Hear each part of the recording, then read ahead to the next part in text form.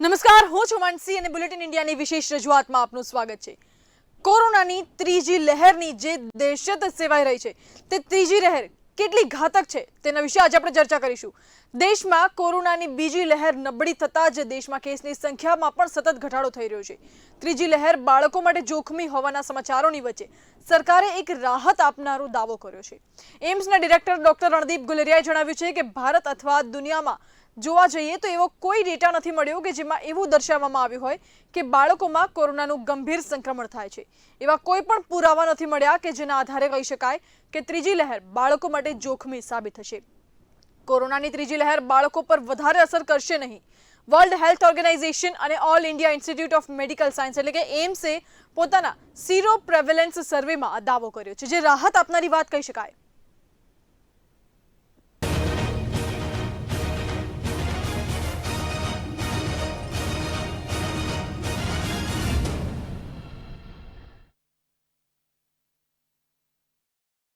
કોરોનાના ખતરનાક વેરિયન્ટને ધ્યાનમાં રાખીને ભારતમાં બીજી લહેરની સંભાવના વ્યક્ત કરવામાં આવી રહી છે. પરંતુ હવે એક નવા અધ્યયનમાં WHO અને એમ્સે દાવો રાહત આપનારો કર્યો છે. સર્વે અનુસાર પુખ્ત વયના લોકો કરતાં SARS-CoV-2 સીરો પોઝિટિવિટી દર બાળકોમાં વધારે જોવા મળ્યો. સીરો પોઝિટિવિટી વાયરસ પ્રત્યેની કુદરતી પ્રતિરક્ષા પ્રતિભાવને માઉન્ટ કરવાની શારીરિક ક્ષમતા બતાવે છે. દિલ્હી એમ્સમાં કમ્યુનિટી મેડિસિનના પ્રોફેસર પુનીત મિશ્રાએ જણાવ્યું હતું કે દક્ષિણ દિલ્હીની શરણાર્થી કોલોનીમાં સીરો પ્રિવેલન્સ 74.7 કરતાં પણ વધુ આવ્યું છે. આ આંકડો અત્યાર સુધીમાં કરાયેલા કોઈપણ સીરો સર્વેમાં સૌથી વધારે છે. તો સર્વે અનુસાર બીજી લહેર પહેલા પણ દક્ષિણ દિલ્હીમાં રહેતા 18 વર્ષથી નીચેના બાળકોમાં સીરો પ્રિવેલન્સ 73.9% હતું. તો વધુ સીરો પ્રિવેલન્સ ત્રીજી લહેરની સામે બાળકો પર સુરક્ષા કવચ તરીકે કાર્ય કરશે તેવું જણાવ્યું છે. આ સર્વે માટે 5 રાજ્યમાંથી 10,000 સેમ્પલ પણ લેવામાં આવ્યા હતા. હાલમાં જે રિપોર્ટ આવ્યા છે એમાં 4 રાજ્યના 4,500 સેમ્પલનો આધાર બનાવવામાં આવ્યો છે. આગામી 2-3 મહિનામાં 5 રાજ્યમાંથી 10,000 સંપૂર્ણ સેમ્પલના રિપોર્ટ આવશે. આ સ્ટડી દિલ્હી શહેર, દિલ્હી રૂરલ, ભુવનેશ્વર, ગોરખપુર અને અગરતલાના સ્થળો માટેની સરેરાશ ઉંમર 11 વર્ષ, 12 વર્ષ, 13 વર્ષ, 14 વર્ષ અને 15 વર્ષની છે. 2021ના અભ્યાસ માટેનો ડેટા અને 10 જૂન 2021ની વચ્ચે એકત્રિત કરવામાં આવ્યા હતા. સંશોધનકારોનું કહેવું છે કે એલિસા કિટનો ઉપયોગ SARS-CoV-2 સામે કુલ સીરમ એન્ટીબોડીઝના અવલોકન માટે કરવામાં આવ્યો. તો કિટ માનવ શરીરમાં કોરોના વાયરસની એન્ટીબોડીઝની હાજરી શોધી કાઢે છે.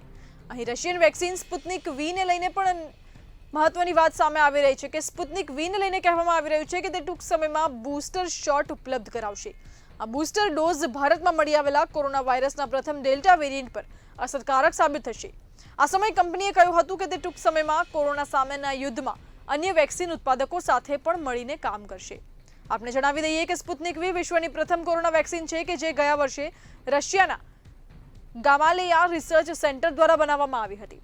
તો સ્પુતનિક વી એ કોવિશિલ્ડ અને કોવેક્સિન પછીની ત્રીજી વેક્સિન છે જેનો ઉપયોગ ભારતમાં થઈ રહ્યો છે. આ રશિયન વેક્સિનના સહયોગથી હૈદરાબાદ સ્થિત ફાર્મા કંપની ડોક્ટર રેડ્ડીઝ દ્વારા તૈયાર કરવામાં આવી રહી છે. દેશની અગ્રણી વેક્સિન નિર્માતા ભારત બાયોટેકે વર્લ્ડ હેલ્થ ઓર્ગેનાઇઝેશનમાં કોવેક્સિનના ત્રીજા તબક્કાના ડેટા રજૂ કરવાના અહેવાલોને નકારી દીધા છે. કંપનીએ ગુરુવારે કહ્યું હતું કે આવા અહેવાલો ખોટા છે કે કંપનીએ કોવેક્સિન રસીના ત્રીજા તબક્કાના ડેટા WHOને સોંપ્યા છે. તો ભારતમાં હાલમાં રસીકરણ માટે 3 રસી ઉપલબ્ધ છે, જે છે સ્પુતનિક વી જે રશિયન વેક્સિન છે, કોવેક્સિન હૈદરાબાદની ભારત બાયોટેક દ્વારા વિકસાવવામાં આવી રહી છે, ત્રીજી છે કોવિશિલ્ડ કે જે પુણેની સેરમ ઇન્સ્ટિટ્યૂટ ઓફ ઇન્ડિયા દ્વારા એસ્ટ્રાઝેનેકાની સાથે મળીને વિકસાવવામાં આવી રહી છે. આ 3 વેક્સિન હાલમાં ઉપલબ્ધ છે, પરંતુ શું આ 3 વેક્સિન કોરોનાની જે ત્રીજી લહેર આવશે તેની સામે લડવા માટે સક્ષમ છે? ત્રીજી લહેર શું તાંડવ મચાવશે તેવા અનેક સવાલો ઊભા થઈ રહ્યા છે. ત્યારે એક મહત્વના સમાચાર એ પણ સામે આવી રહ્યા છે કે ત્રીજી લહેર એવી અટકળો વહેતી થઈ હતી કે બાળકો માટે ઘાતક છે, પરંતુ મહત્વની વાત છે કે ત્રીજી લહેર બાળકો માટે એટલી બધી ઘાતક નથી. જો વાત કરવામાં આવે તો પુખ્ત વયની સરખામણીએ બાળકો માટે ત્રીજી લહેર એટલી ઘાતકી સાબિત નથી થતી. આ ઉપરાંત દિલ્હી એમ્સના ડિરેક્ટર ડોક્ટર રણદીપ ગુલેરિયાએ નિવેદન આપતા કહ્યું છે કે જે કોરોનાની ત્રીજી લહેર છે તે ચોક્કસપણે આવશે અને આગામી 6 થી 8 અઠવાડિયાની અંદર ભારતમાં આ કોરોનાની ત્રીજી લહેર આવશે. એનો મતલબ કે 2 મહિનામાં અથવા તો ઓગસ્ટના અંત સુધીમાં ત્રીજી લહેર ભારતમાં આવશે તેવું કહી શકાય છે. આ ઉપરાંત ત્રીજી લહેર સામે લડવા માટે વધુને વધુ વેક્સિનેશન કરવું જરૂરી છે। બાળકોનું રસીકરણ ન થવાથી ત્રીજી લહેરમાં બાળકો પર ખતરો વધુ રહે છે, પરંતુ તેમને પણ બચાવી શકાય છે। બીજી બાજુ જો જોવા જઈએ તો ત્રીજી લહેર બાળકો માટે એટલી ઘાતકી સાબિત નથી થતી। આ ઉપરાંત જો વાત કરીએ તો બદલાતા મ્યુટેશનના કારણે કોરોનાની ત્રીજી લહેર વધુ ઘાતકી સાબિત થઈ શકે એમ છે। રસીકરણથી ત્રીજી લહેરનો ખતરો ઓછો કરી શકાય છે। રસીકરણથી ત્રીજી લહેર સામે લડવાની ક્ષમતા વધારી શકાય છે। તો ત્રીજી લહેરને ધ્યાને રાખીને સરકારે પણ તમામ તૈયારીઓ કરી લીધી છે કે આગામી ત્રીજી લહેરમાં વધુ મસમોટું નુકસાન ન થાય, લોકો પોતાના સ્વજનોને ન ગુમાવે અને લોકો કોરોનાની સામે રક્ષણ પામી શકે તે હેતુથી સરકાર દ્વારા તમામ તૈયારીઓ પૂર્ણ કરી દેવામાં આવી છે। આ ઉપરાંત કોરોનાની બીજી લહેરમાં જે પરિસ્થિતિ સર્જાઈ હતી, સમગ્ર દેશમાં જે વિઘ્ન આવ્યા હતા, તે તમામ પરિસ્થિતિ ફરીથી ન સર્જાય તેના માટે સરકાર દ્વારા તૈયારી પૂર્ણ કરી લેવામાં આવી છે। તો પુખ્ત વયના લોકો કરતા SARS-CoV-2 સીરો પોઝિટિવિટી દર બાળકોમાં વધારે છે, જેના કારણે બાળકોને કોરોનાની ત્રીજી લહેરનો ખતરો ક્યાંક ને ક્યાંક ઓછો રહે છે। આ ઉપરાંત એવી સંભાવના વ્યક્ત કરવામાં આવી રહી છે કે કોરોનાની જે ત્રીજી લહેર છે તે ઓક્ટોબરમાં દેશમાં આવી શકે છે। ઓગસ્ટના અંત સુધીમાં અથવા તો ઓક્ટોબરમાં કોરોનાની ત્રીજી લહેર દેશમાં આવી શકે છે। 6 થી 8 અઠવાડિયાનો સમય લાગશે કે એટલા સમયમાં કોરોનાની ત્રીજી લહેર આવી જશે અને કોરોનાની ત્રીજી લહેરને લઈને સાવચેતી રાખવાની જરૂર છે। તહેવારોની સિઝનમાં એ સમયમાં કોરોનાની ત્રીજી લહેર આવી શકે છે, કોરોના વકરે એવી સંભાવના પણ વ્યક્ત કરવામાં આવી રહી છે। તો નિષ્ણાંતો દ્વારા સાવચેતી રાખવા માટે કહેવામાં આવી રહ્યું છે। નિષ્ણાંતોનું કહેવું છે કે 6 થી 8 અઠવાડિયામાં અથવા તો ઓગસ્ટના અંત સુધીમાં કે ઓક્ટોબરની શરૂઆતમાં કોરોનાની ત્રીજી લહેર આવી શકે છે। બદલાતા મ્યુટેશનના કારણે વધુ કાળજી રાખવી જરૂરી છે કોરોનાની ત્રીજી લહેરમાં। અગાઉ જો વાત કરવામાં આવે તો કોરોનાની જે બીજી લહેર હતી કે જેને B.1.167.2 નામ આપવામાં આવ્યું હતું, જેનું નામ WHO દ્વારા બદલીને ડેલ્ટા વેરિયન્ટ નામ આપવામાં આવ્યું હતું, ત્યારે હવે કોરોનાની ત્રીજી લહેરમાં ડેલ્ટા પ્લસ વેરિયન્ટ આવે તેવી સંભાવનાઓ વ્યક્ત કરવામાં આવી રહી છે। ડેલ્ટા પ્લસ વેરિયન્ટ કોરોનાની ત્રીજી લહેરમાં આવશે। કોરોનાથી વધુ ઘાતક ડેલ્ટા પ્લસ વેરિયન્ટ માનવામાં આવી રહ્યું છે। કોરોનાની ત્રીજી લહેર બાળકો પર વધુ જોખમી નથી, કારણ કે બાળકોમાં સીરો પોઝિટિવિટી રેટ વધારે છે। SARS-CoV-2 જે છે તે પુખ્ત વયની કમ્પેરિઝનમાં બાળકોમાં સીરો પોઝિટિવિટી રેટ વધારે છે અને જેના કારણે બાળકો માટે એટલું ઘાતકી નથી, પરંતુ જો બીજી બાજુ જોવા જઈએ તો સાવચેતી રાખવાની ખૂબ જ જરૂર છે। રસીકરણથી કોરોનાની ત્રીજી લહેરને ક્યાંક ને ક્યાંક અટકાવી શકાય છે, ક્યાંક ને ક્યાંક ઓછી કરી શકાય છે। તો ઓક્ટોબરમાં દેશમાં કોરોનાની ત્રીજી લહેર આવવાની સંભાવના છે। એમ્સના ડિરેક્ટર ડોક્ટર રણદીપ ગુલેરિયા દ્વારા આ માહિતી બહાર પાડવામાં આવી છે। આ ઉપરાંત જો વાત કરીએ તો એમ્સ અને WHO દ્વારા સાથે મળીને સર્વે પણ કરવામાં આવ્યો છે। આ સર્વેમાં દાવો કરવામાં આવ્યો છે કે કોરોનાની ત્રીજી લહેર બાળકો માટે એટલી ઘાતકી સાબિત નથી થતી જેટલી પુખ્ત વયના લોકો માટે આ ઘાતકી છે, આ ખતરનાક છે। આ ઉપરાંત કહેવામાં આવ્યું છે કે વધુને વધુ વેક્સિનેશનથી ત્રીજી લહેર સામે લડી શકાય છે, ઇમ્યુનિટી બૂસ્ટ કરી શકાય છે। આ ઉપરાંત બાળકોનું રસીકરણ ન થવાથી ત્રીજી લહેરમાં બાળકો પર ખતરો વધુ રહે છે। તો દેશમાં કોરોનાની બીજી લહેર નબળી થતા દેશમાં કોરોનાના કેસની સંખ્યામાં સતત ઘટાડો થઈ રહ્યો છે। ત્રીજી લહેર બાળકો માટે જોખમી હોવાના સમાચારોની વચ્ચે સરકારે એક રાહતના સમાચાર સામે આપ્યા છે। એમ્સના ડિરેક્ટર ડોક્ટર રણદીપ ગુલેરિયાએ જણાવ્યું છે કે ભારત અથવા દુનિયામાં જોવા જઈએ તો એવો કોઈ ડેટા નથી મળ્યો કે જેમાં એવું દર્શાવવામાં આવ્યું હોય કે બાળકોમાં કોરોનાનું ગંભીર સંક્રમણ થાય છે। આવા કોઈ જ પુરાવા નથી મળ્યા જેના આધારે કહી શકાય કે ત્રીજી લહેર બાળકો માટે જોખમી સાબિત થશે। કોરોનાની ત્રીજી લહેર બાળકો પર વધારે અસર નહીં કરે। તો વર્લ્ડ હેલ્થ ઓર્ગેનાઇઝેશન અને all India institute of medical સાયન્સે પોતાના સીરો પ્રેવેલન્સ સર્વેમાં આ દાવો કર્યો છે। કોરોનાના ખતરનાક વેરિયન્ટને ધ્યાનમાં રાખીને ભારતમાં ત્રીજી લહેરની સંભાવના વ્યક્ત કરવામાં આવી રહી છે, પરંતુ હવે નવા અધ્યયનમાં WHO અને એમ્સનો દાવો રાહત આપનારો સામે આવ્યો છે। આ સર્વે અનુસાર પુખ્ત વયના લોકો કરતા SARS-CoV-2 સીરો પોઝિટિવિટી દર બાળકોમાં વધારે છે, જેથી બાળકોને કોરોનાનું સંક્રમણ ઓછું રહેશે। સીરો પોઝિટિવિટી વાયરસ પ્રત્યેની કુદરતી પ્રતિરક્ષા પ્રતિભાવને માઉન્ટ કરવાની શારીરિક ક્ષમતા બતાવે છે। દિલ્હી એમ્સમાં કમ્યુનિટી મેડિસિનના પ્રોફેસર પુનીત મિશ્રાએ જણાવ્યું હતું કે દક્ષિણ દિલ્હીની શરણાર્થી કોલોનીમાં સીરો પ્રિવેલન્સ 74.7% કરતાં પણ વધુ મળ્યું છે। તો આ આંકડો અત્યાર સુધીમાં કરાયેલા કોઈપણ સીરો સર્વેમાં સૌથી વધુ છે। સર્વે અનુસાર બીજી લહેર પહેલા પણ દક્ષિણ દિલ્હીમાં રહેતા 18 વર્ષની નીચેના બાળકોમાં સીરો પ્રિવેલન્સ 73.9% હતું।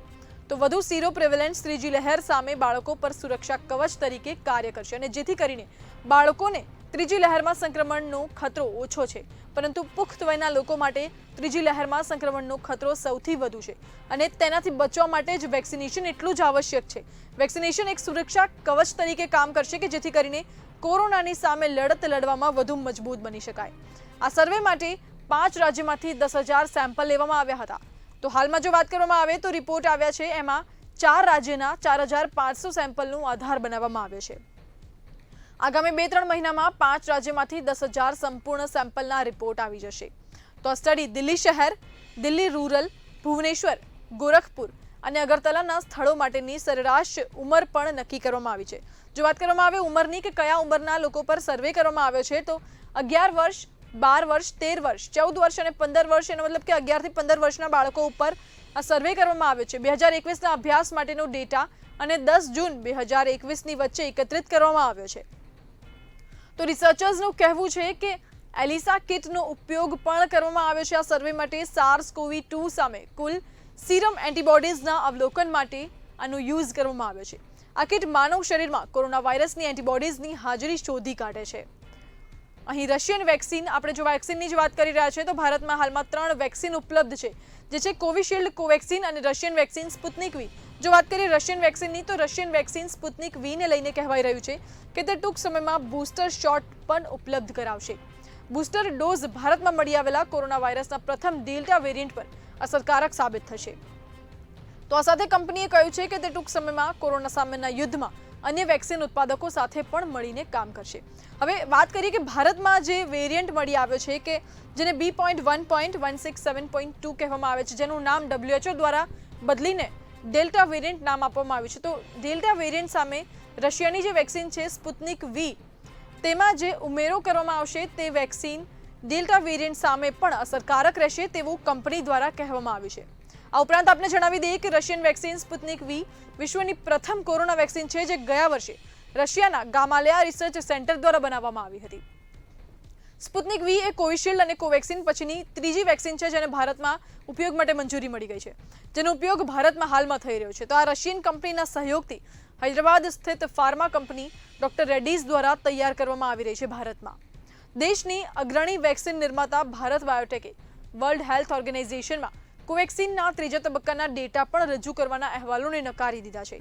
કંપનીએ ગુરુવારે કહ્યું હતું કે આવા અહેવાલોને ખોટા છે કે કંપનીએ કોવેક્સિન રસીના ત્રીજા તબક્કાના ડેટા WHOને આપ્યા છે.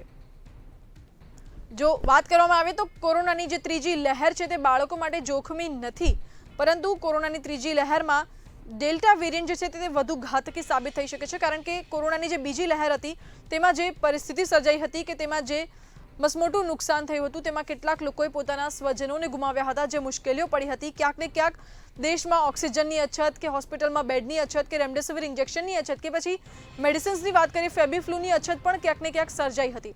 ઓક્સિમીટરની પણ અછત હતી અને તમામની અછતના કારણે મોંઘવારીએ પણ માઝા મૂકી હતી, ભાવ પણ આસમાને પહોંચી ગયા હતા આ તમામ વસ્તુઓના.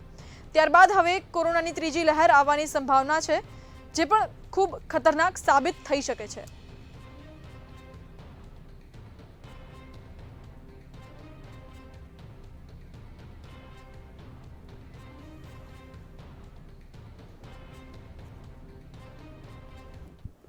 તો કોરોનાની જે ત્રીજી લહેર છે તે કેટલી ઘાતક સાબિત થઈ શકે છે તે વિશે આપણે હાલમાં ચર્ચા કરીશું. હાલમાં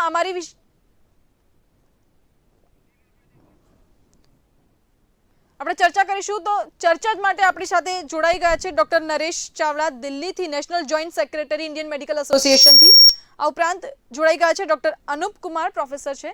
आप બંનેનું खूब खूब स्वागत है बुलेटिन इंडिया में.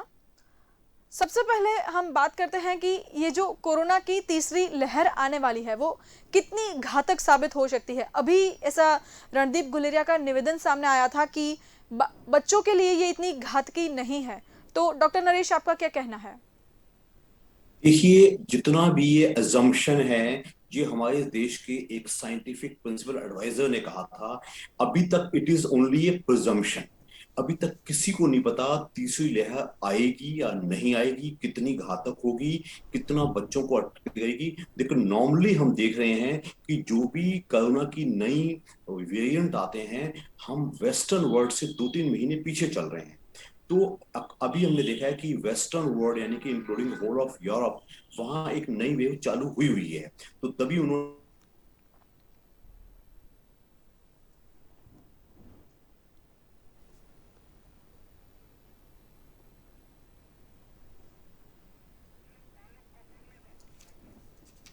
कोरोना के जब भी नए वेरिएंट आते हैं, जो कि क्लास जी। होंगे, तो हमारा डर जरूर है। लेकिन ऐसा कोई भी आई आई वुड मैं चाहूंगा कि आपके दर्शकों को बता सकूं, ऐसा बहुत ज्यादा डरने की जरूरत नहीं है, क्योंकि अब लोग पहले ही सेकंड वेव से बहुत डरे हुए हैं। उससे अननेसेसरी अनडिजायर्ड स्ट्रेस होता है। कोरोना अप्रोप्रिएट बिहेवियर जरूर फॉलो करो, वैक्सीन जरूर लगाओ, लेकिन इसका मतलब ये नहीं है कि लोग डर के जिए क्या होगा क्या होगा। ऐसा भी कुछ भी नहीं है। वेव शायद आए या ना आए, वेव बहुत घातक आएगी या बच्चों को टच करेगी या नहीं करेगी, अभी कोई भी इस बात को पक्का दावे से नहीं कह सकता। जी, जैसे कि आपने बोला कि पक्का दावे से हम ये नहीं कह सकते कि तीसरी वेव आएगी या नहीं, परंतु अगर बात करने जाए तो अभी-अभी डब्ल्यूएचओ और एम्स ने साथ में मिलकर एक सर्वे किया है और इस सर्वे में जानकारी दी गई है कि जो तीसरी लहर आने वाली है वो 6 वीक्स के अंदर आ सकती है या फिर अगस्त के एंड तक आ सकती है। तो उस बारे में आपका क्या आई कहना है? थिंक, देखिए, I would again say these are mere presumptions on the zero positivity in the children, but okay. this does not mean, it does not mean at all, क्योंकि I think because you see whatever we discuss in media, it goes to public और public इसको फिर सोचती है और फिर एक सवाल पूछते हैं। तो अभी ऐसा कहना चाहिए डब्ल्यूएचओ का है चाहे अर्न इंस्टीट्यूट का है, अभी दावे और यकीन से ऐसा कुछ नहीं कहा जा सकता। अभी assumptions हैं depending on the zero positivity of, okay. Zero positive देख के कहा गया है। लेकिन अभी ये कह पाना बिल्कुल ही गलत होगा। आई वुड से, अगर मैं ध्यान से देखता हूँ, जिस हिसाब से हमारी वैक्सीनेशन ऑलमोस्ट सब 27 करोड़ लोगों को लग चुकी है, प्लस जो हमने सेकंड वेव हमारे देश में बहुत ज्यादा घातक थी और उससे कई लोगों को नेचुरल इम्यूनिटी आ चुकी है, तो मैं, अगर मुझसे पूछा जाए, तो there is less reason to believe कोई बहुत घातक वेव आएगी या आ सकती है। आई वुड से अभी अगर हम अगस्त को भी देखें तो वी हैव 2.5 मोर मंथ्स, तो उसका मतलब ये होगा कि हम तब तक अपने 50-55 करोड़ लोगों को वैक्सीनेट कर सकते हैं। अगर हम इतना कर पाते हैं, चूंकि बच्चों की वैक्सीन अभी शुरू नहीं हुई है, तो मैं ये मान के चलूंगा कि शायद उनको बचाव मिलेगा, उनको एक हर्ड इम्यूनिटी मिलेगी, तो इतना घातक नहीं होना चाहिए। Rest is for God to see, but जी। वो अभी डरने की जरूरत नहीं है, सिर्फ प्रिकॉशंस लेने की जरूरत है। जी।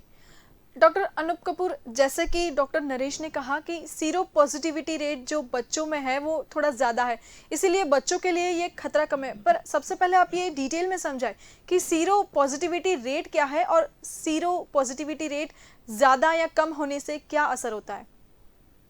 देखिए, सीरो पॉजिटिव रेट का मतलब है कि हम ब्लड सैंपल्स लेते हैं एक पॉपुलेशन के कोहोर्ट का, उसमें एंटीबॉडीज का लेवल देखते हैं और ये देखते हैं कि वो एंटीबॉडीज जो हैं सार्स कोविड-19 जो वायरस है उसके अगेंस्ट डेवलप हुई और किस लेवल तक डेवलप हुई। इसको हम एपिडेमियोलॉजिकल स्टडीज बोलते हैं। तो ये स्टडीज जो है पिछले 1-1.5 साल से लगातार होती जा रही हैं।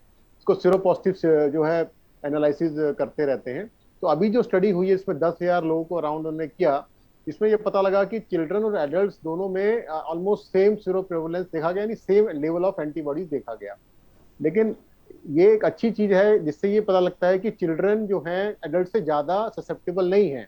मैं 2-3 चीजें और जोड़ना चाहूंगा चिल्ड्रन के बारे में कि जब ये कोविड वायरस इन्फेक्शन होता है, ये जाकर एक रिसेप्टर होता है, उसको हम बोलते हैं angiotensin convertase enzyme 2 ACE2 receptor बोलते हैं, उस पर जाके अटैक करता है, तभी ये हमारे सेल्स के अंदर जाता है। ये जो ACE2 रिसेप्टर्स होते हैं चिल्ड्रन में बहुत ही कम डेंसिटी में पाए जाते हैं। इसलिए ये स्टडीज पब्लिश हो चुकी हैं बड़े जर्नल्स में कि चिल्ड्रन को ये कम इफेक्ट करता है as compared to adults, because उसमें रिसेप्टर्स कम होते हैं। तो ये भी एक कारण है जिसकी वजह से आपने देखा कि फर्स्ट और सेकेंड वेव में चिल्ड्रन कम इफेक्ट हुए एज कम्पेयर टू एडल्ट्स। लेकिन जैसे कि हमारे साइंटिफिक एडवाइजर ने बोला कि हमें अपने बच्चों को बचा के रखना है, हमें तैयारी पूरी करके रखनी है, और सुप्रीम कोर्ट ने भी बोला है कि आपको थर्ड वेव की तैयारी जो है बच्चों को नजर में रखते हुए करनी है। इसलिए भारत सरकार ने स्पेशल एक कैंपेन चलाया है जिसमें बच्चों को नजर रखते हुए उन्होंने पीडियाट्रिक और नियोनेटल आईसीयू और कोविड सेंटर्स, डेडिकेटेड सेंटर्स के लिए उन्होंने पूरे राष्ट्र भर में स्टेट्स को हिदायतें दी हैं और कई स्टेट्स में तो ये बन भी चुके हैं। तो दो बातें हैं। पहली बात, क्या ऐसा हो सकता है कि थर्ड वेव में बच्चों को इफेक्ट करे? तो अभी तक ऐसा कोई एविडेंस नहीं है कि बच्चों को ज्यादा इफेक्ट करेगा, लेकिन हमारा ये मानना है कि चाहे वो नॉर्मल इफेक्ट भी करे, तब भी बच्चे एक बहुत ही सेंसिटिव पॉपुलेशन ग्रुप है, इसलिए हमें उनका ज्यादा खास ध्यान रखना पड़ता है। और अभी हमारे पास बच्चों की वैक्सीन भी नहीं आई है, जी। इसलिए ये सब चीजों को ध्यान रखते हुए हमें बच्चों का ध्यान रखना ही पड़ेगा। यहाँ तक थर्ड वेव की बात है, देखिए इसमें speculation right from the first wave ये आती रही है कि क्या अगली वेव आएगी कि नहीं आएगी। मैं यहाँ पर दो बातें स्पष्ट करना चाहता हूँ कि थर्ड वेव जो है किस कारणों से आती है। नंबर वन, की वायरस म्यूटेट होता है, दूसरा हमारी इम्यूनिटी डाउन होती है। दोनों जब कारण मिल जाते हैं तब हमारी नेक्स्ट वेव आती है। और अभी आप देख रहे हैं, कभी जैसे अनलॉक हुआ है सभी स्टेट्स में, लोगों की लापरवाही सामने आ चुकी है, चाहे वो भारत जी। का दिल्ली का राज्य है, चाहे यूपी है, चाहे वो बिहार है, सभी जगह साउदर्न पार्ट है या वेस्टर्न पार्ट ऑफ इंडिया है, सब जगह लापरवाही सामने आ रही है। लोग अब बिना किसी डर के, जैसे पहले फर्स्ट वेव के बाद घूम रहे थे, वैसे ही बिना मास्क के, बिना दूरी के जी बिल्कुल। मेंटेन करे हुए, बिना डिस्टेंस घूम रहे हैं।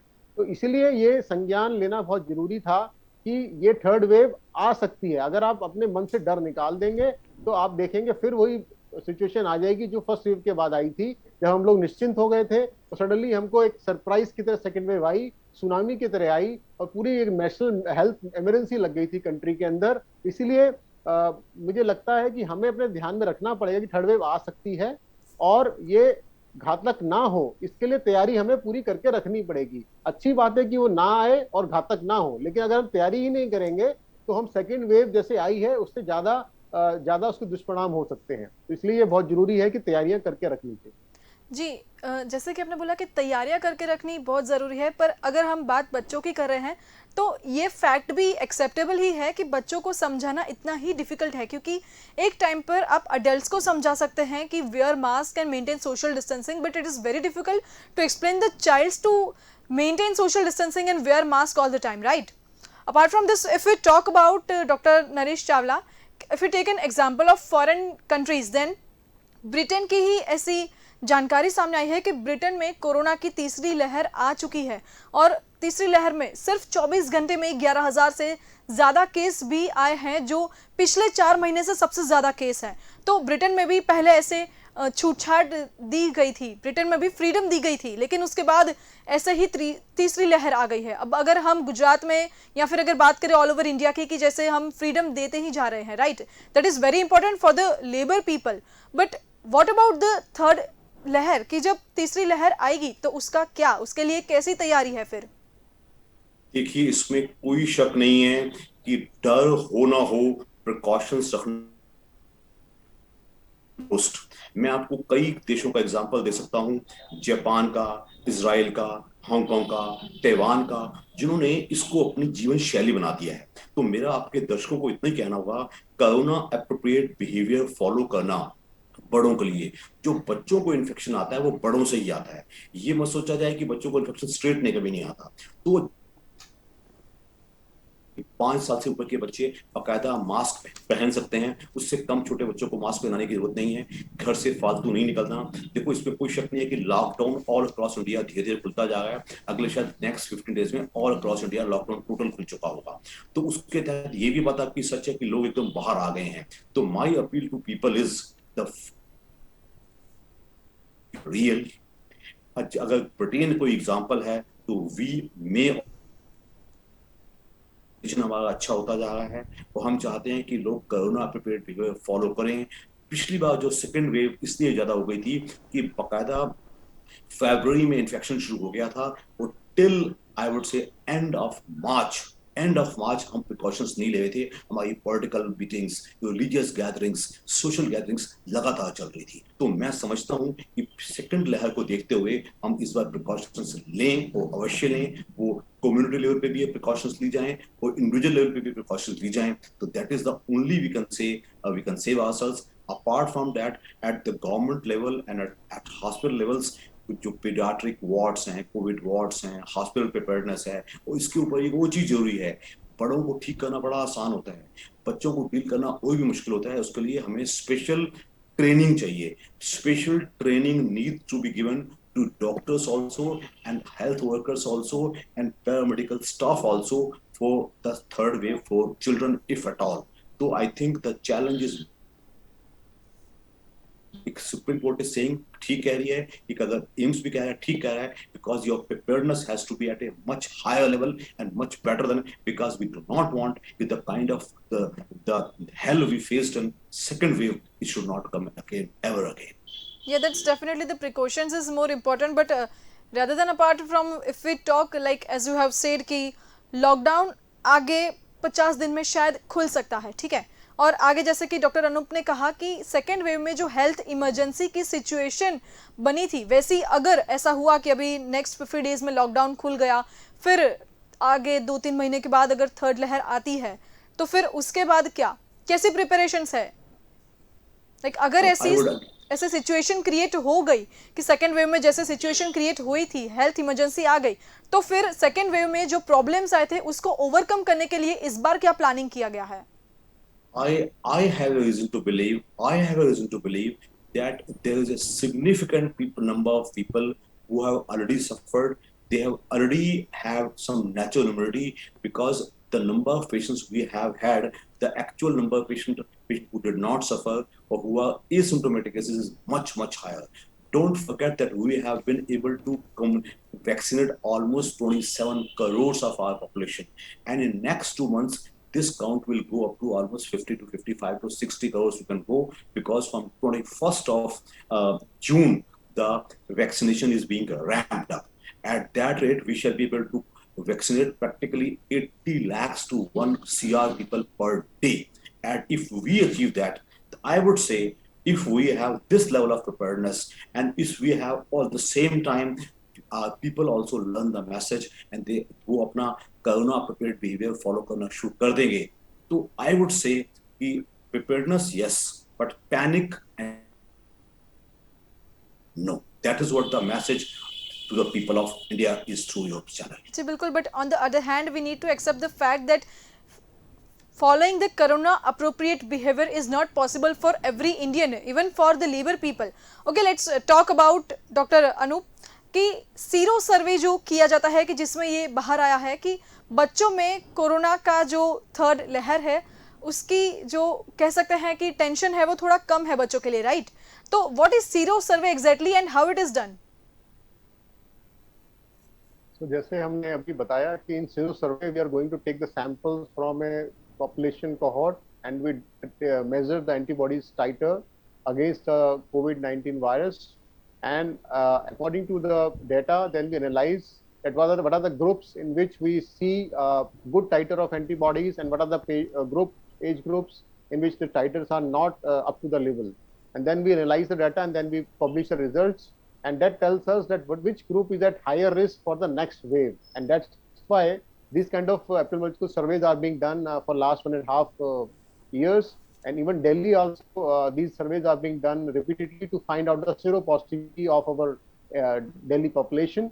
And if your positivity rate is coming to be more than 10%, then that means that area is under the red flag zone, and strict containment measures should be done in that particular area.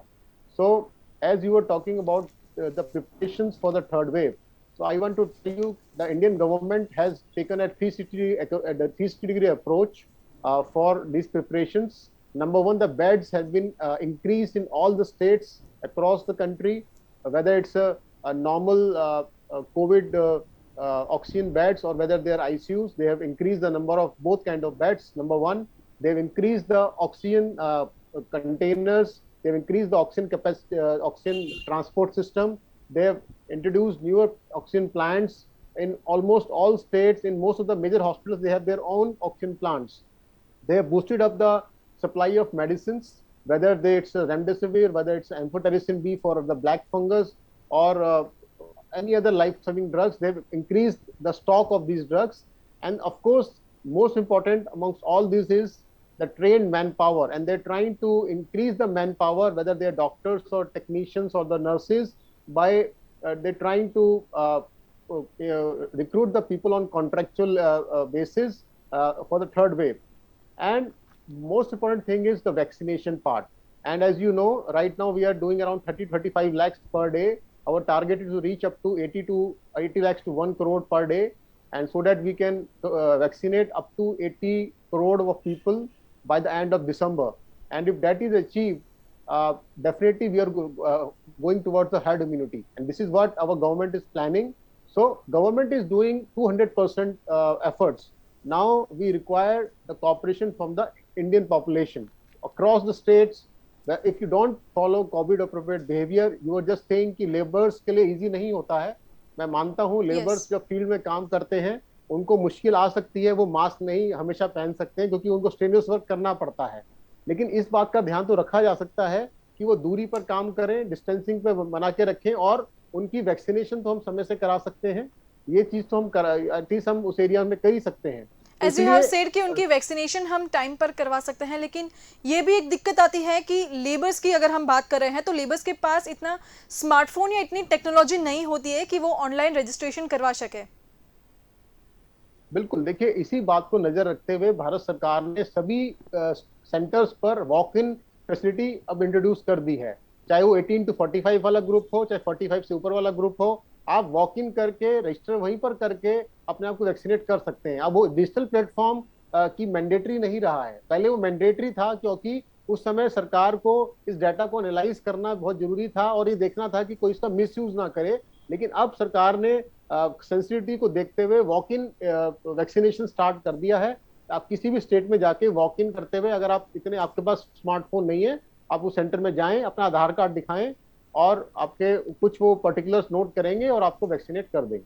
Yes, there's also a strain that happens after taking vaccine, that is B.1.167.2 and WHO named it as Delta variant. Okay, so doctor Naresh आपसे पूछना चाहूंगी कि ये जो delta variant है वो corona की जो सेकेंड वेव थी उसमें बहुत ही ज़्यादा खतरनाक साबित हुआ था. It was like health situation for the nation. But as of now की जो तीसरी लहर आने वाली है उसमें कहा जा रहा है कि डेल्टा प्लस वेरिएंट इसके लिए जवाबदार ठहराएगा. आपका क्या कहना है?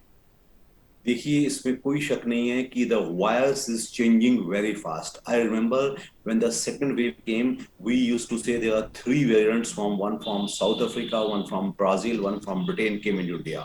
When it came to India, it became a double variant, it became a triple variant. Then it was named as Delta. Now we are hearing the name of Delta Plus.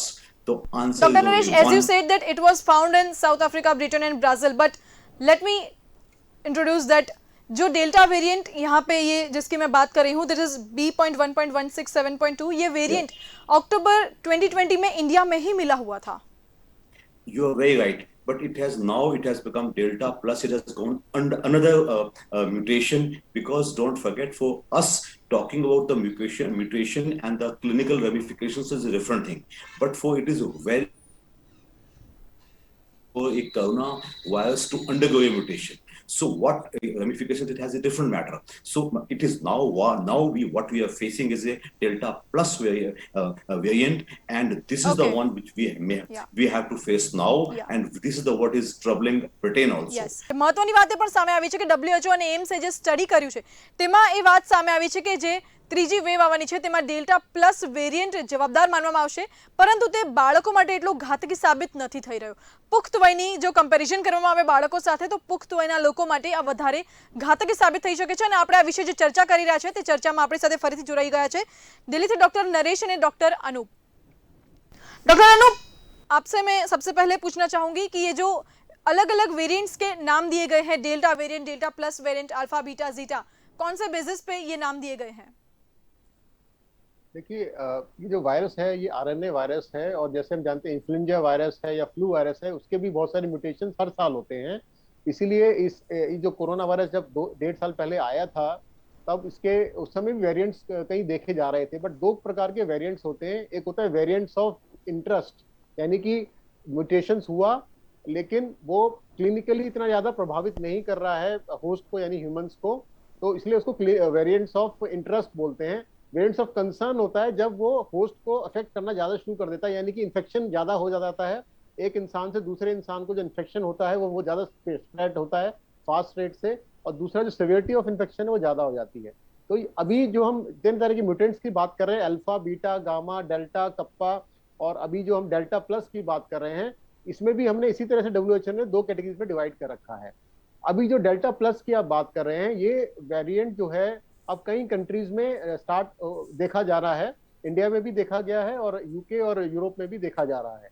और ये देखा जा रहा है कि ये जो इसमें एक पर्टिकुलर जो ग्लाइकोप्रोटीन है वायरस के जो शेल होता है उसमें एक म्यूटेशन हो गया है, जिसकी वजह से इसका क्या प्रभाव आने वाला है वो अभी स्टडी किया जा रहा है। तो अभी ये कहना मुश्किल है कि क्या उसके वजह से इन्फेक्शियस जो ट्रांसमिशन होता है वायरस का वो बढ़ जाएगा, अभी अभी डाटा नहीं है। दूसरा, क्या वो ज्यादा प्रभाव करेगा, सिवियरिटी ऑफ इन्फेक्शन ज्यादा होगा, ऐसा भी अब डाटा नहीं है। अभी सिर्फ इस पर स्टडीज चल रही हैं, इसलिए इसको जीनोमिक सीक्वेंसिंग करे जा रहे हैं different parts of the world में। इंडिया में भी 10 लैब्स में ये जीनोमिक सीक्वेंसिंग हो रही है, 18 और लैब्स बहुत जल्दी भारत सरकार स्टार्ट करने वाली है। लेकिन हमें इस पर नजर रखना पड़ेगा, क्योंकि सेकेंड वेव का मेन कारण डेल्टा था, जो आपने अभी सही बताया, जो कि B1617 था, जो कि मेन इसका माना जा रहा है कारण सेकेंड वेव का भारत में।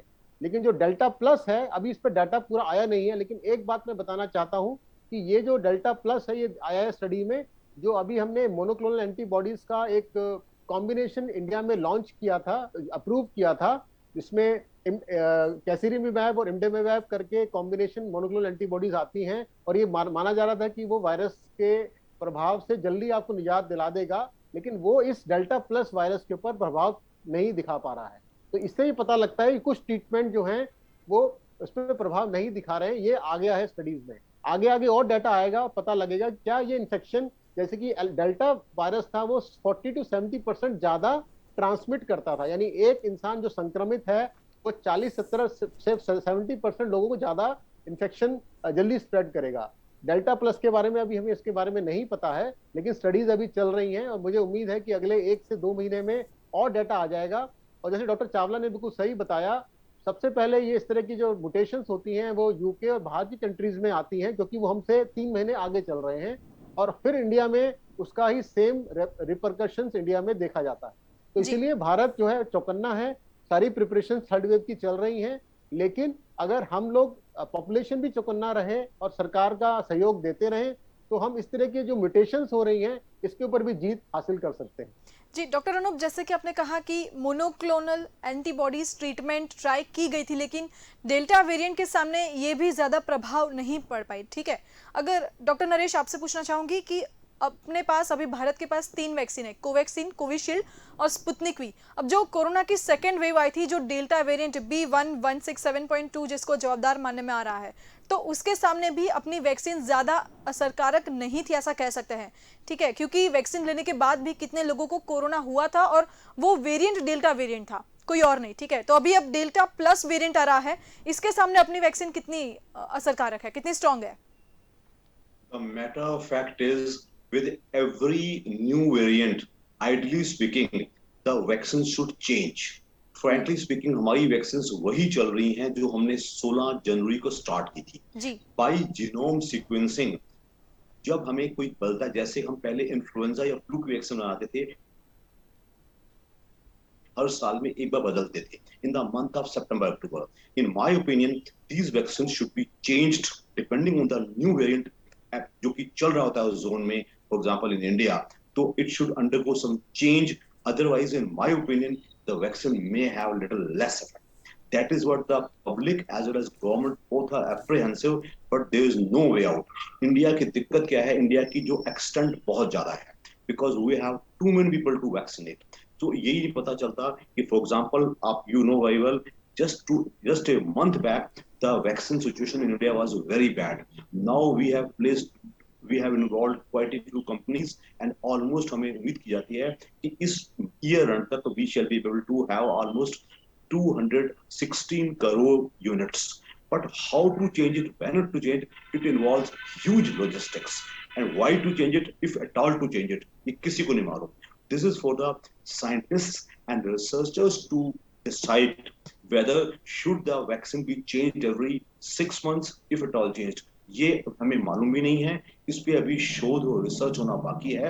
आई think in the absence of any data available for this, what we are doing is what best we can do. तो what best we can do is only to vaccinate. So at present our vaccination policy should be just that, just keep adding more and more people. I believe if by September or October, if we are able to vaccinate something like 70 crore people of India, I am sure we have done our job. we may not have wave at all. So it will be bad to comparing the population of Britain and the population of India. We have, because the second wave in India was very aggressive, and that aggressive wave must have given us a lot of natural immunity because the seropositivity is much higher. So I believe that although the fear, but if we are able to vaccinate a good amount of people up to 70 crores by September, in my personal opinion, शायद ये third wave काफी कम हो सकती है. This may be my just good thinking, और but मैं समझता हूँ शायद ऐसा होगा. Doctor Naresh, as you have said that vaccine should undergo change और उसके लिए अभी रिसर्च चल रहा है, राइट? तो अब vaccine, as you have said that every 6 months vaccine को चेंज करना पड़ता है, and as India have not change vaccine since last 6 months, so what are the further plannings? मतलब आगे के समय में क्या वैक्सीन में चेंज हो सकता है कि डेल्टा प्लस वेरिएंट के सामने लड़ने में ये ज्यादा स्ट्रांग हो सके? Look, this is what is my logical thinking, because the variant changes, the vaccine has to undergo a change, because then at the same time जो इसका logistics involved बहुत ज़्यादा है, because the number of people involved is too many. We perhaps keep forgetting Britain has a population of hardly 10-12 crores. That is even bloody half the size of UP. Our population is 138 crores, and we have a target of 94 crores till the end of this year vaccination. So you can pretty well imagine our logistics, हमारी जनता, हमारा सब कुछ सबसे अलग है. तो हमारी planning भी सबसे अलग होनी चाहिए. तो it is for the researchers to and the scientists to comment, but it would be logical to the vaccine be changed, or some by genome sequencing something be done so that it becomes a little more effective. Yes, बिल्कुल. Dr. Anup, as we are discussing about the vaccination, and since vaccine should go change, but yet it is not, right? So अभी research चल रहा है, पर अभी जो अगर हम बात करते हैं तो जाइडस कैडिला की एक वैक्सीन है जो डीएनए थ्रू दी जा सकती है, जो शायद से वर्ल्ड्स फर्स्ट ऐसी वैक्सीन होगी जो डीएनए के थ्रू दी जाती है, और जाइडस कैडिला अगले हफ्ते उसके लिए परमिशन भी मांगने वाला है. तो क्या लगता है, क्या ये वैक्सीन ये डेल्टा प्लस वेरिएंट के सामने ज्यादा स्ट्रांग साबित हो सकती है? देखिए, बिल्कुल 2-3 बातें हैं जो मैं यहाँ बताना चाहूँगा. जो वैक्सीन इम्यूनिटी डेवलप करता है वो एक ब्रॉड बेस्ड इम्यूनिटी डेवलप करता है, और जितनी म्यूटेशंस होती हैं वो पार्ट ऑफ द वायरस में ही होती हैं. इसलिए अभी स्टडीज बड़े हाई लेवल पर हो चुकी हैं, कई कंट्रीज में हुई हैं. कोविशील्ड के अगेंस्ट हुई थी, और देखा गया जो डेल्टा वेरिएंट है उसके अगेंस्ट भी उसकी जो इफेक्टिविटी थी 70 to 80% इफेक्टिव था. तो इसीलिए जो वैक्सीन है वो एक बड़े वायरस के पूरे स्ट्रक्चर के अगेंस्ट इम्यूनिटी बनाती है. जब म्यूटेशन छोटे पार्ट में होती है तब भी हम ये मान के चलते हैं कि प्रभावशाली है. और डब्ल्यूएचओ की डेफिनेशन है कि अगर 50% इफेक्टिविटी है उससे ज्यादा तो उस वैक्सीन को आप दे सकते हैं. तो एक बात तो ये होगी कि डेल्टा वेरिएंट के अगेंस्ट हमारे पास डाटा था कि कोविशील्ड काम कर रही है, और कोवैक्सीन भी हमने अभी इंडिया का अपना डाटा आया, इसमें आईसीएमआर और गवर्नमेंट ऑफ इंडिया ने डाटा एनालाइज किया. हमने 28 करोड़ लोगों को वैक्सीनेट किया, जिसमें अराउंड 30% जो थे कोवैक्सीन थे, और उनमें देखा गया है कि जो वैक्सीन लेने के बाद इन्फेक्शन होने के चांसेस उनके 0.004% था. तो हमारे पास अपना डाटा भी है जो बताता है कि अभी जो वेरिएंट है उसमें भी वैक्सीन कारगर है. लेकिन यस, डेल्टा प्लस जो डॉक्टर चावला ने बताया, ये एक आने वाले समय के लिए हमारे को देखना पड़ेगा कि क्या ये वैक्सीन जो हैं उस पर कितना प्रभावशाली होंगी, क्योंकि अभी डाटा बहुत कम है. और ये ना सिर्फ इंडिया में बल्कि पूरे वर्ल्ड में इस समय रिसर्च चल रही है. जहां आपने बताया जाइडस कैडिला की बात, ये बहुत अच्छी गेम चेंजर हो सकती है अगर वो वैक्सीन भी इंडिया में अप्रूव हो जाती है, क्योंकि इंडिया को इस समय बहुत सारी वैक्सीन डोज की जरूरत है. जाइडस कैडिला की टेक्निक अलग है, इसमें हम डीएनए जो है एज अ वेक्टर यूज कर रहे हैं, जिसके अंदर इनकॉर्पोरेट कर देते हैं इस वायरस का एक जेनेटिक सीक्वेंस, और जब वो हमारे सेल्स हम इंजेक्ट करेंगे तो हमारी बॉडी में जाकर वो वायरस के प्रोटीन्स के अगेंस्ट एंटीबॉडीज बनाता है. तो ये अलग तरह की टेक्नोलॉजी है, और कई उन्होंने फेज 3 ट्रायल्स ऑलरेडी सबमिट कर दिए हैं, जिसमें बताया जा रहा है कि वो डेल्टा वेरिएंट के अगेंस्ट भी इफेक्टिव है. तो डेफिनेटली अगर इंडिया में अप्रूव होता है, हमारे पास एक और ऑप्शन हो जाएगा. अभी हमारे पास कोवैक्सीन है, कोविशील्ड है, स्पुतनिक है. अगर जाइडस कैडिला भी आता है तो नंबर 4th ऑप्शन आ जाएगा, और आने वाले टाइम में शायद फाइजर मॉडर्ना को भी भारत सरकार पूरे एनालाइज करके शायद अप्रूवल दे दे. तो हमारे पास फिर नंबर ऑफ प्लेयर्स ज्यादा हो जाएंगे, और फिर हम अपनी वैक्सीनेशन जो पॉलिसी हम जो बढ़ा रहे हैं, हमारा टारगेट है 1 करोड़ पर डे करने का, हम उस तरफ बिल्कुल डेफिनेटली बहुत तेजी से अग्रसर हो रहे हैं, और मुझे लगता है कि अगले 2 महीनों में हम उस रेट तक पहुंच जाएंगे जो हम चाहते हैं कि बाय दिसंबर एंड हम लोग 100 करोड़ लोगों को वैक्सीनेट कर दें। तो डेफिनेटली इट्स ए मेमोट टास्क, लेकिन भारत ने पहले भी करके दिखाया है। भारत ने पहले भी पोलियो को रेडिकेट करके दिखाया है, तब भी पूरे संसार ने कहा था ये पॉसिबल नहीं है भारत के लिए, पर भारत ने कर दिखाया। उस समय भी हमारे स्वास्थ्य मंत्री डॉक्टर हर्षवर्धन थे, इस समय भी हमारे स्वास्थ्य मंत्री हर्षवर्धन जी हैं, और हमारे प्रधानमंत्री जी भी उनको पूरा सपोर्ट कर रहे हैं। तो मेरे को नहीं लगता कि हम इसको अचीव नहीं कर पाएंगे, लेकिन ये जरूरी है कि फिर मैं कहना चाहूंगा सरकार अपना काम अलग कर रही है, लेकिन पॉपुलेशन अगर उसको सपोर्ट नहीं करती है तो सारे एफर्ट्स फेल हो जाते हैं। जी, लोगों की भी ये जिम्मेदारी है कि लोग सावचेती रखें, सरकार की जो कोविड प्रोटोकॉल्स है उसका पालन करें। डॉक्टर नरेश, मैं आपसे ये पूछना चाहूँगी कि जैसे कि आपने बात की कि कोविड की हमारे पास अभी जो वैक्सीन है वो सारी पुरानी है, अभी रिसर्च चल रहा है, वैक्सीन को चेंज करना पड़ता है, राइट। अभी डेल्टा प्लस वेरिएंट जो आने वाला है उसके सामने हमें अभी तक ये नहीं पता है, कंफर्मेशन नहीं है कि ये जो हमारे पास अवेलेबल वैक्सीन है वो सारी वैक्सीन डेल्टा प्लस वेरिएंट के सामने कितनी स्ट्रॉन्ग है, राइट।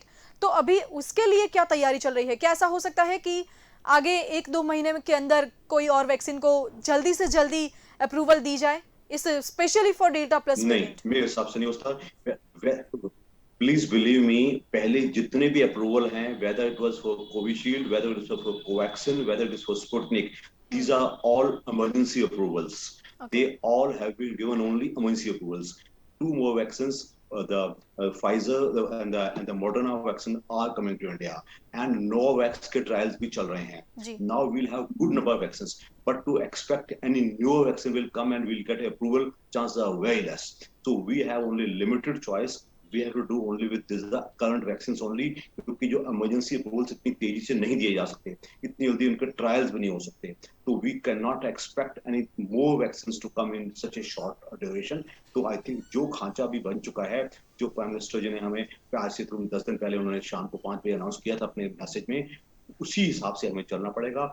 उस हिसाब से सारे ऑर्डर प्लेस्ड हैं, and I think we will have 216 crore units till the end of December, and we shall be able to vaccinate 94%. जहां तक आपका ये डर है कि कोई डेल्टा प्लस के लिए कोई नई वैक्सीन होगी, तो जितना एग्जिस्टिंग इंफ्रास्ट्रक्चरल रिसर्च या जीनोम सीक्वेंसिंग खांचा हमारे पास है, I do not expect anything big to come out of it. तो we perhaps will have to be happy with this only. इसी खांचे में रहते हुए हमें इनको वैक्सीनेट ज्यादा से ज्यादा लोगों को करना है।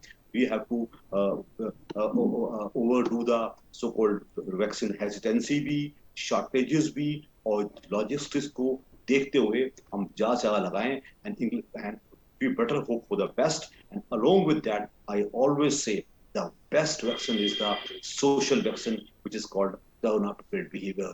Anything else apart from the good food, corona-appropriate behavior will remain the mainstay of treatment in months and years to come. Strain चाहे ये हैं,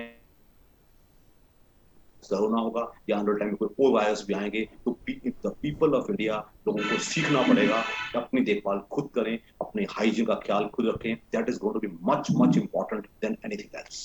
या दैट्स एग्जैक्टली फाइन, बिकॉज लोगों को भी इतना ही उनकी जिम्मेदारी है कि वो लोग इतना ही ध्यान रखें कि जितना सरकार ध्यान रख रही है, राइट।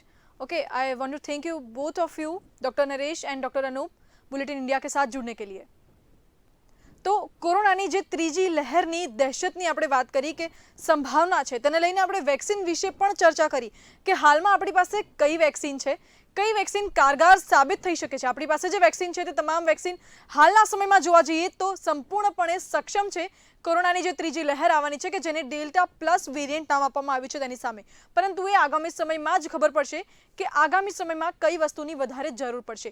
હાલની જો પરિસ્થિતિ જોવા જઈએ તો દેશમાં જે વેક્સિન ઉપલબ્ધ છે તે તમામ વેક્સિન સંપૂર્ણપણે સક્ષમ છે આ ડેલ્ટા પ્લસ વેરિયન્ટની સામે। આ ઉપરાંત આગામી સમયમાં ફાઇઝર, મોડર્નાની વેક્સિનને પણ મંજૂરી મળી શકે છે। ઝાયડસ કેડિલાની જે વેક્સિન છે કે જે ડીએનએ થ્રુ આપવામાં આવશે તેને પણ આગામી સમયમાં કદાચ મંજૂરી મળી શકે છે તેવી શક્યતાઓ રહેલી છે। આ ઉપરાંત જે ભારતીય સરકારનો જે ટાર્ગેટ છે કે આ વર્ષના અંત સુધીમાં 100 કરોડ જેટલા લોકોને કદાચ વેક્સિન આપવામાં આવી જાય તો એ ટાર્ગેટ પણ કદાચ જો આ નવી વેક્સિનને મંજૂરી મળી જશે તો એ ટાર્ગેટ પણ સરકારનો પૂર્ણ થઈ જશે। અને આ સાથે જેમ કે ડૉક્ટર નરેશે કહ્યું કે વેક્સિનેશન અત્યારે આપણી પાસે એક માત્ર ઉપાય છે। બીજો ઉપાય છે કોરોના પ્રોટોકોલ્સનું પાલન કરવું। સરકાર એક તરફ જ્યાં લોકોની સલામતી માટે મહેનત કરી રહી છે ત્યાં બીજી તરફ લોકોની પણ એ જવાબદારી બને છે કે કોરોના પ્રોટોકોલ્સનું સંપૂર્ણપણે પાલન કરે અને પોતે અને પોતાના પરિવારને કોરોનાથી બચાવે। તો આ સાથે અત્યારે બુલેટિન ઇન્ડિયાની વિશેષ રજૂઆતમાં બસ આટલું જ। વધુ સમાચાર અને અપડેટ્સ માટે આપ જોતા રહો બુલેટિન ઇન્ડિયા, ખોજ સત્યની, ભરોસો ગુજરાતનો।